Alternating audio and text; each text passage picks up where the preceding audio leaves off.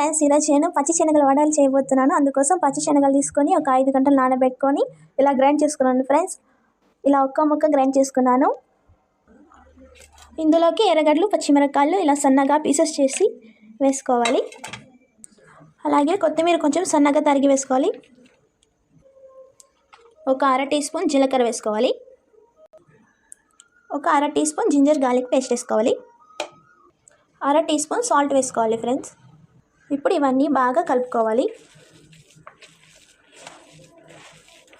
ఈ పచ్చి శనగలు అయితే పొట్టు తీయకుండా అలాగే గ్రైండ్ చేసుకోవాలి ఫ్రెండ్స్, అప్పుడే చాలా బాగుంటుంది. 90% గ్రైండ్ చేసుకోవాలి ఒక్క ముక్క. ఫ్రెండ్స్ ఇలా కలిపి పెట్టుకున్నాను. ఇది ఒక 5 నిమిషాలు స్టోర్ చేసుకుందాం. ఒక పక్కన మనం ఆయిల్ వేడి చేసుకుందాం ఫ్రెండ్స్. చూడండి ఫ్రెండ్స్, ఈ పిండిని ఇలా తీసుకొని ఇలా రౌండ్ షేప్లో చేసుకుంటే వడ మనకి రౌండ్గా వస్తుంది. అలా స్లోగా ప్రెస్ చేసుకుంటే రౌండ్ షేప్లో వస్తుంది వడ మనకి.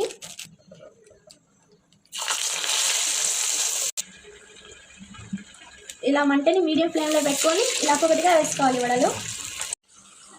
ఇలా 2 సైడ్లు తిప్పి కాల్చుకుంటే బాగా కుక్ అవుతుంది ఫ్రెండ్స్. చూడండి ఫ్రెండ్స్, పచ్చి శనగల మసాలా వడ రెడీ అయిపోయింది.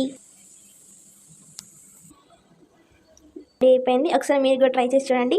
ఈ వీడియో మీకు నచ్చినట్లయితే లైక్ చేయండి, షేర్ చేయండి, సబ్స్క్రైబ్ చేసుకోండి friends. Thank you for watching.